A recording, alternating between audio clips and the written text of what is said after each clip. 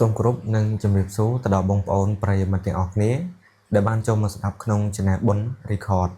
នៅថ្ងៃនេះគឺខ្ញុំបានលើកយកនៅសាច់រឿងមួយដែលនិយាយអំពីបងប្រុសម្នាក់ដែលគាត់នឹងគឺបានចែករំលែកកាន់ខ្ញុំដោយបងប្រុសនឹងគឺគាត់បាននិយាយថានៅតាមបណ្ដាផ្លូវផ្លូវលំក្រហមមួយខ្សែដែលគាត់នឹងគឺជិះតាមកាត់វាលស្រែនឹងកាត់ផ្លូវក្រហមមានវាលស្រែអញ្ចឹងណាបងប្អូននៅមានព្រៃបោះផងដែរហើយកាលនោះគឺគ្មានភ្លើងនៅតាមផ្លូវទេហើយយប់នោះមេឃនឹងគឺងងឹតស្លុបគ្មានពន្លឺព្រះច័ន្ទនេះទេគឺមានតែសំឡេងកង្កែបនិងចង្រិតយំរំពងកណ្ដាលវាលស្រែនឹងហាក់ដូចជាកំពុងតែដាស់តឿនឲ្យមនុស្សម្នាប្រញាប់ចូលដេកអញ្ចឹងទៅដោយបងប្រុសម្នាក់គឺគាត់នឹងគឺបងប្រុសបុលជាអ្នកបើកបរឡានដឹកទំនិញម្នាក់ហើយនៅពេលយប់ដែលគាត់កើតហេតុហ្នឹងណាគាត់នឹងគឺបានជិះឡានរបស់គាត់នឹង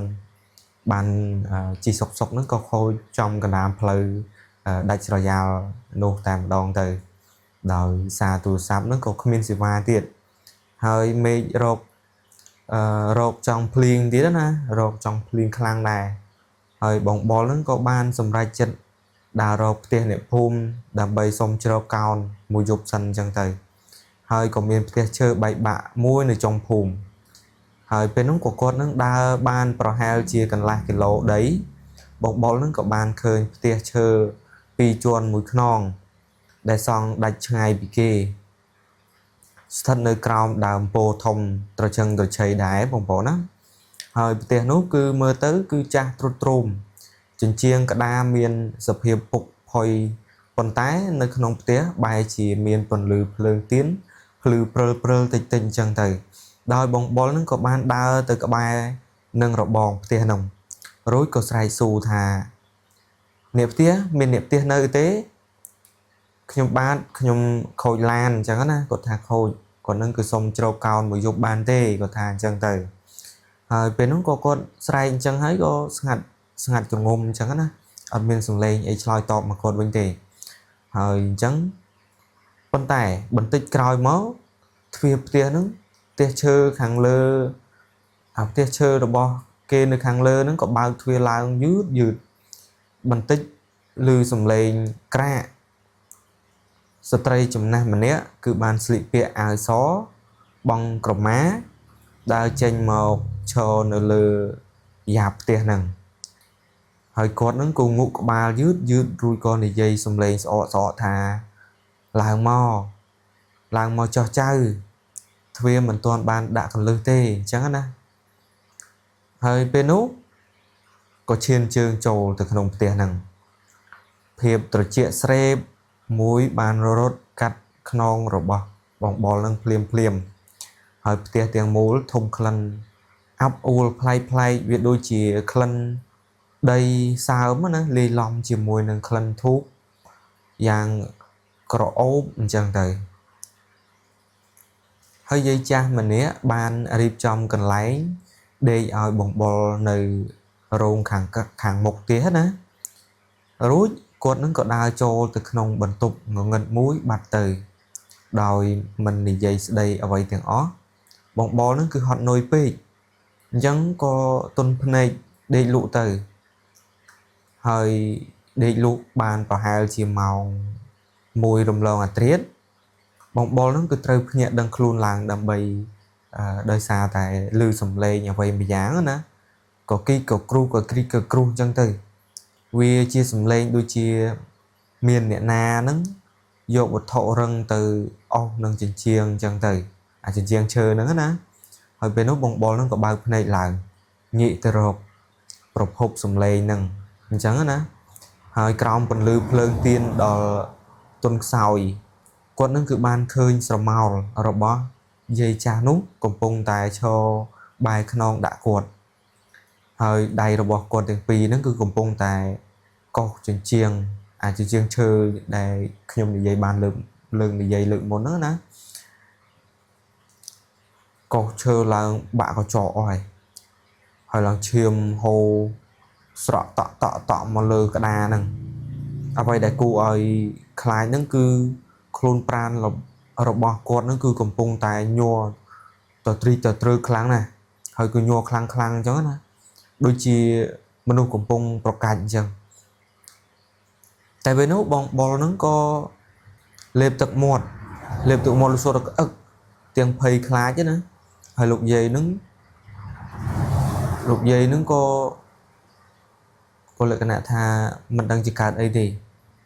ហើយក៏យាយចាស់នោះក៏ឈរកោះចិញ្ចៀងនឹងភ្លាមទៀតទៅគាត់នឹងគឺងាកខ្លួនត្រឡប់មកវិញយឺតណាពេលនោះហើយដែលបងបុលនឹងស្ទើរតែគៀងបេះដូងស្លាប់ផ្ទៃមុខរបស់យាយចាស់នោះរលេះរលួយបាក់អស់ហើយមួយចំហៀងហើយធ្លាយគ្រប់ភ្នែកធ្លាក់មកម្ខាងចេញមកក្រៅហើយច្រមុះហ្នឹងគឺសំប៉ែតស្អុយខៀវឡើងខៀវល្ងឺណាមើលទៅហើយរីឯមាត់វិញហូរជោកជួមទៅដោយឈាមខ្មៅហ្នឹងណានឹងដង្កូវវាញែករញ៉េរញ៉ៃពេញហ្នឹងទៅបងប្អូនមើលទៅគឺឲ្យខ្លាចដែរណាបងប្អូនហើយគាត់ហ្នឹងគឺបើកមាត់សោចដាក់បងបុលហ្នឹងណាគឺសោចហឺចឹងទៅចៅឯងធំក្លិនស្អុយទេស៊ូទៅកាន់បងបុលហ្នឹងចឹងយាយហ្នឹងគឺស្លាប់ច្រើនឆ្នាំហើយគ្មានអ្នកណាយកទៅកប់សោះជួយយាយផងអញ្ចឹងណាយាយហ្នឹងគឺគាត់ឲ្យបងបុលហ្នឹងជួយផងហើយមិនទាន់ទាំងនិយាយចប់ផងខ្មោចយាយចាស់នោះក៏ស្ទុះហោះមកចំពីមុខបងបុលហ្នឹងហើយដៃទាំងពីរហ្នឹងគឺគ្មានកញ្ចក់ហើយប្រឡាក់ដោយឈាមអញ្ចឹងទៅបងប្អូនណាហើយឡើងក្រហមច្រាលហ្នឹងណាបំរុងនឹងលូកមកច្របាច់កគាត់ហ្នឹងហើយពេលនោះបងបុលហ្នឹងគឺស្រែកសំឡេងឲ្យគេជួយផងណាស្រែកខ្លាំងឲ្យគេជួយផងគាត់ហ្នឹងគឺប្រើសំឡេងចុងក្រោយលោតលក្ខណៈថាប្រើអាក្បាច់ចុងក្រោយណាគាត់លោតទម្លាក់ខ្លួនទៅលើយ៉ផ្ទះនោះណាចុះមកក្រោមដើម្បីដល់ដីហ្នឹងរួចក៏ដួលបោកខ្លួនយ៉ាងដំណំដែរប៉ុន្តែមិនគិតពីការឈឺចាប់ទេគាត់នឹងគឺខំប្រឹងរត់ទាំងត្រដាប់ត្រដួសដួលកាត់វិលកាត់ស្រែអញ្ចឹងទៅទាំងងងឹតស្លុបតែម្នាក់ឯងហ្នឹងហើយសំដៅទៅរកផ្លូវធំវិញហើយនៅពីក្រោយខ្នងរបស់គាត់ហ្នឹងគឺនៅតែលេចលឺសំឡេងសើចក្អាស់ក្អាយនិងសំឡេងហោះដេញតាមយ៉ាងគិកាត់ខាងក្រោយខ្នងគាត់ហ្នឹងណាអធិស្ឋានបងប្អូនសម្រាប់ការនិយាយរៀងតដិតរៀងជួមមាត់អញ្ចឹងណាហើយពេលហ្នឹងបងបុលហ្នឹងក៏គាត់ថាព្រឹកឡើងគឺគាត់បើកភ្នែកមកមានអ្នកភូមិមកបើកគោយន្តកាត់តាមផ្លូវនោះណាឃើញបងបុលហ្នឹងគឺដេកសន្លប់នៅចិញ្ចើមផ្លូវហ្នឹងពេលបងបុលហ្នឹងដឹងខ្លួនឡើងរៀបរាប់រឿងរ៉ាវដែលគាត់បានជួបនៅក្នុងហេតុការណ៍យុគមិញហ្នឹងណាហើយអ្នកភូមិហ្នឹងក៏បានប្រាប់គាត់ដែរថាគាត់នឹងគឺកវីក្បាលថាចេះថាផ្ទះចុងភូមិហ្នឹងជាផ្ទះរបស់យាយម៉ៅគាត់នឹងបានដាច់ខ្យល់ស្លាប់ម្នាក់ឯងនៅក្នុងផ្ទះនោះតាំងពីកន្លះខែមុនមកម្លេះហើយសាកសពរបស់គាត់នឹងគឺទើបតែត្រូវបានគេប្រទះឃើញនឹងបូជាកាលពី3ថ្ងៃមុននេះឯងទេអញ្ចឹងគឺទើបតែថ្មីដែរទេបងប្អូនណាហើយសាច់រឿងរបស់បងបុលហ្នឹងគឺគាត់បានចែករំលែកមកតែប៉ុណ្ណឹងហើយអញ្ចឹងបងប្អូនស្ដាប់សាច់រឿងរបស់គាត់ហើយយល់ឃើញយ៉ាងណាបងប្អូនគិតទៅតាមការគូហើយបើបងប្អូនយល់ឃើញយ៉ាងណាជួយ comment មកខាងក្រោមអ្នកមួយទៅដើម្បីផ្ដល់ជាការដាស់តឿនកុំឲ្យពេលយប់យើងចេះតែដើរទៅដាច់ស្រយាលហើយក៏យើងចេះតែសុំផ្ទះគេនៅឬក៏យ៉ាងណាអីវាអាចនឹងជួបបញ្ហាដូចបងប្រុសនឹងអញ្ចឹងហើយហ្នឹងហើយបងប្អូនហើយអញ្ចឹងក៏យើងសុំចូលទៅសាច់រឿងទី2ដើម្បីជាសាច់រឿងទី2ណាបងប្អូនស្ដាប់ហើយមុននឹងចូលទៅស្ដាប់ហ្នឹងខ្ញុំសូមឲ្យបងប្អូនជួយចុច Subscribe ដល់ Channel ខ្ញុំម្នាក់មួយទៅដើម្បីនឹងទទួលបាននូវសាច់រឿងថ្មីហើយបងប្អូនក៏អាចចែករំលែកនូវសាច់រឿងថ្មីឬក៏សាច់រឿងដែលអ្នកភូមិនិយាយតគ្នាឬក៏គេនិយាយប្រាប់បងប្អូនអញ្ចឹងទៅបងប្អូនអាចយកមកចែករំលែកខ្ញុំបានអញ្ចឹងណាបងប្អូនហើយ ឥឡូវយើងកុំឲ្យខាតពេលវេលាយូរយើងចូលទៅស្ដាប់សាច់រឿងតែម្ដងទៅសាច់រឿងថ្មីណាដោយនៅក្នុងភូមិដាច់ស្រយាលមួយមានភូមិគ្រឹះឈើបុរាណពីលក្ខណៈថាពីរជាន់ធំមួយខ្នងដែរហើយសាងសង់នៅជួបនឹងរបងវត្តចាស់ដែរគេបោះបង់ចោលនឹងហើយភូមិគ្រឹះនោះក៏មានដើមដង្កោមួយដើមនិងដើមចេកជ្វាដុះជុំវិញចិត្តឈឹងផ្ទះហ្នឹងណាដុះជុំវិញផ្ទះហ្នឹងហើយបង្កើតបានជាមនុស្សដ៏ងងឹតស្លុបទោះបីជាកណ្ដាលថ្ងៃត្រង់ក៏ដោយក៏នៅតែងងឹតដែរបងប្អូនណាហើយនេះគឺជាសាច់រឿងទី2របស់បងវិបុលទៀតហើយបងវិបុលនិងករណានេះជាសាច់រឿងអ្នកដែលថតរូបរឿងស្រាវជ្រាវអញ្ចឹងណាបងប្អូនពីសំណង់បុរាណអញ្ចឹងទៅហើយពួកគាត់នឹងក៏បានធ្វើដំណើរមកដល់ភូមិគ្រឹះនៅពេលល្ងាចបន្ទាប់ពីបានឮដំណើរថាម្ចាស់ផ្ទះមុនហ្នឹងគឺបានចាក់ចេញទៅទាំងបញ្ញាប់បញ្ញាល់កាលពីច្រើនឆ្នាំមុនហើយដោយបន្សល់ទុកនៅគ្រឿងសង្ហារឹមគ្រប់យ៉ាងទាំងអស់ហើយគាត់នឹងគឺបានរៀបរាប់ថានៅវេលាម៉ោង 9 យប់មេឃនឹងក៏ចាប់ផ្ដើមធ្លាក់ខ្យល់ត្រជាក់ខុសពីធម្មតាផងដែរដោយបងវិបុលនិងករណាបានរៀបចំកន្លែងសម្រាកនៅបន្ទប់កណ្ដាលជាន់ទី1នៅក្នុងផ្ទះស្ងាត់ជ្រងំនឹងរហូតដល់ពួកគាត់នឹងក៏បានឮសំឡេងបេះដូងខ្លួនឯងនឹងគឺលោតលក្ខណៈដែលកំពុងតែរៀបចំកាមេរ៉ាហ្នឹងណាពេលនោះក៏បងករណាហ្នឹងគឺស្រាប់តែធំក្លិនអ្វីមួយយ៉ាងទេដូចជាក្រមួនប្រេងដូងអញ្ចឹងលេឡំជាមួយនឹងក្លិនផ្កាឈូកស្អុយរលួយដែរហើយគឺលេចក្លិនចេញមកគឺភាយចេញមកពីជាន់ខាងលើហ្នឹងពេលនោះបងបលហ្នឹងក៏ឮសំឡេងអីនៅខាងលើហ្នឹងទេពេលនោះក៏គាត់នឹងក៏អោនមាត់ទៅខ្សឹបនឹងបងករណានឹងខ្សឹបស៊ូថាទាំងមុខស្លេកស្លាំងណាគឺលក្ខណៈថាឮសលេងក្រឹកក្រាក់អញ្ចឹងណាវាជាសំឡេងដូចជាមានមនុស្សកំពុងអោសវ៉ាលីឬក៏អោសឈើនៅលើដើរទៅយឺតអញ្ចឹងណានៅពីលើក្តារជាន់ទី2ហ្នឹងហើយចំពីលើក្បាលរបស់ពួកគាត់នឹងផងដែរតែម្ដងទៅហើយដោយសារតែចង់ដឹងនិងចង់គិតថាប្រហែលជាមានចោលលោកចូលផ្ទះបងវិបុលហ្នឹងក៏កាន់ពិលដើរឡើងទៅតាមជណ្ដើរឈើដែលពន្លឺសំឡេងហ្នឹងណាគឺសក្រឹបហ្នឹងទៅតាមជំហានជើងណាហើយពេលនោះបងករណាហ្នឹងក៏ដើរតោងអាវពីក្រោយទៀងញ័រទៅត្រើកដែរណាដើរតោងបងវិបុលហ្នឹងហើយនៅពេលឡើងទៅដល់ជាន់លើហ្នឹងបងវិបុលហ្នឹងក៏បានបញ្ចាំងពិលទៅចំកណ្ដាលបន្ទប់ធំហ្នឹងហើយនៅទីនោះគឺមានវាងននពណ៌ក្រហមរាងចាស់មួយដែរហើយក៏មានការ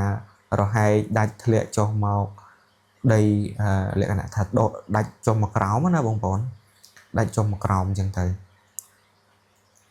ហើយនៅពីក្រោយវាងនននោះមានស្រមោលស្រីម្នាក់អង្គុយបែរខ្នងនៅលើកៅអីផ្ដៅដែរណាកៅអីផ្ដៅបុរាណហ្នឹងហើយនាងហ្នឹងគឺកំពុងតែលិតសក់វែងអន្តាយរបស់នាងយឺតហើយអ្នកណាគេហ្នឹងគាត់សួរណាវិបុលហ្នឹងគឺស្រែកសួរទាំងចិត្តក្លាហានអញ្ចឹងបងវិបុលហ្នឹងហើយពេលនោះស្រមោលនោះគឺឈប់សិតសក់ភ្លាមនិងលក្ខណៈថាចាប់ផ្ដើមងើបឈរឡើងណាប៉ុន្តែអ្វីដែលធ្វើឲ្យអ្នកទាំងពីរហ្នឹងគឺភ័យស្ទើរលេចនោមនោះគឺខ្លួនប្រាណរបស់នាងហ្នឹងគឺបានលូតវែងឡើងណាកាន់តែខ្ពស់ហួសពីដំបូលផ្ទះហ្នឹងឯក្បាលរបស់នាងហ្នឹងគឺធ្លាក់ចុះមកខាងក្រោមហ្នឹងបញ្ចេញលក្ខណៈថាទើសខុសគ្នាណាហើយនៅក្រោមពន្លឺពិលដល់ព្រិចហ្នឹង ស្ត្រីម្នាក់នោះគឺបានបង្វែរមុខមកចំផ្ទៃខាងមុខរបស់នាងនឹងគឺពណ៌ខៀវអាប់អ៊ូលភ្នែកទាំងពីរនឹងគឺគ្មានប្រស័យភ្នែកទេគឺសសងាត់តែហ្មងហើយមានឈាមខ្មៅហូរស្រក់តក់ចេញពីត្រចៀកនឹងច្រមុះផងដែរនាងនឹងគឺបើកមាត់ដ៏វែងអន្តាយរបស់នាងនឹងរួចបន្លឺសំឡេងឡើងខ្សឹបខ្សួលក្អួលឲ្យខ្លាចពេញហ្នឹងណាគឺស្រែកសោចពេញហ្នឹងទៅហើយពេលនោះក៏បងវិបុលហ្នឹងក៏លក្ខណៈថាលឺឡើងខ្ទរអញ្ចឹងណាហើយក៏នារីនោះក៏ស្រែកឲ្យជួយយកកូនខ្ញុំចេញពីពាងទឹកផងអញ្ចឹងណាហើយពេលនោះគាត់ថាត្រជាក់ណាស់អញ្ចឹងទៅហើយភ្លាមនោះពន្លឺពិលក៏រលត់ព្រឹបទៅតែម្ដងក៏នៅក្នុងភាពងងឹតឈឹងហើយពេលនោះសំឡេងដកដង្ហើមធំរបស់ខ្មោចស្រីនោះបន្លឺឡើងចំពីក្រោយជញ្ជាំងហ្នឹងណាលក្ខណៈថាកញ្ចក់ច្រឡំជញ្ជាំងអធិស្ឋានបងប្អូនណាកញ្ចក់របស់វិបុលហ្នឹងណានិងករណាហ្នឹងគឺតែព្រមតែមានទឹកត្រជាក់ស្រេបមកចំក្បាលនឹងទៀតចំស្រក់មកចំក្បាលគាត់ណាហើយពេលនោះពួកគាត់ហ្នឹងអ្នកទាំងពីរហ្នឹងគឺស្រែកព្រមគ្នាតែម្ដងណាគាត់ថាស្រែកខ្មោចលងអញ្ចឹងទៅរត់តែម្ដងណារត់ធ្លាក់ចណ្ដើធ្លាក់អីដួលបន្តល់គ្នាមិនគិតពីការឈឺចាប់អីទេគឺស្ទុះរត់ចេញពីភូមិគ្រឹះនោះតែម្ដងណាហើយសំដៅទៅរករបងវត្តទាំងយមត្រាតហ្នឹងហើយពេលនោះក៏ដល់វេលាព្រឹកឡើងហ្នឹងអ្នកភូមិហ្នឹងបានជួបជាមួយនឹងពួកគាត់នឹងបានប្រាប់ថាកាលពី10ឆ្នាំមុនហ្នឹងម្ចាស់ផ្ទះនោះមានកូនស្រីម្នាក់នាងហ្នឹងគឺបានរអិលជើងធ្លាក់ចូលទៅក្នុងពាងទឹកបុរាណនៅជាន់ខាងលើហ្នឹងហើយស្លាប់ទាំងមានផ្ទៃពោះផងដែរហើយចាប់ពីថ្ងៃនោះមកវិញ្ញាណរបស់នាងហ្នឹងគឺមិនបានទៅណាទេគឺនៅតែដើរលងបន្លាចអ្នកណាដែលហ៊ានចូលទៅក្នុងផ្ទះនោះជានិច្ចចឹងទៅហ្នឹងហើយបងប្អូននេះគឺជាសាច់រឿងទី2ដែលបងប្អូនស្ដាប់ទៅបងប្អូនយល់ឃើញយ៉ាងណាឬក៏មានការខ្លាចឬក៏មិនមានការខ្លាចអីបងប្អូនអធិស្ឋានផងនេះគឺជាសាច់រឿងរបស់បងប្រុសគាត់ចែករំលែកមកទេហើយអញ្ចឹងក្នុងសាច់រឿងនេះគឺខ្ញុំបានសូមបញ្ចប់ត្រឹមហ្នឹងហើយជាសាច់រឿងទី2ក៏ពីរសាច់រឿងផងដែរដោយមកវីដេអូនេះគឺខ្ញុំដាក់ជាពីរសាច់រឿងឲ្យបងប្អូនបានស្ដាប់តែម្ដងទៅហើយបើមានការនិយាយទៅឬក៏ឈាមឆ្គងឬក៏មិនសមរម្យនៅកន្លែងណាមួយដែលចេតនាសូមបងប្អូនខន្តីនិងអភ័យទោសដល់ខ្ញុំផងហើយនឹងសូមឲ្យបងប្អូនជួយចុច Subscribe ដល់ Channel បុន Record នេះផងនេះគឺជា Channel ថ្មីបងប្អូនសូមជួយចុច Subscribe និងដាក់សញ្ញាកណ្ដឹងម្នាក់មួយទៅដើម្បីនឹងទទួលបាននូវសាច់រឿងថ្មីពីខ្ញុំបាទពេលដែលខ្ញុំបង្ហោះទៅបងប្អូននឹងឃើញមុនគេហើយអញ្ចឹងក្នុងវីដេអូនេះគឺខ្ញុំមានតែពាក្យថាអរគុណទៅដល់បងប្អូនទាំងអស់គ្នាដែលបានចូលមកស្ដាប់ក្នុង Channel នេះរហូតដល់ចប់ហើយជម្រាបលាបងប្អូនទាំងអស់គ្នាជួបគ្នានៅវីដេអូក្រោយៗទៀត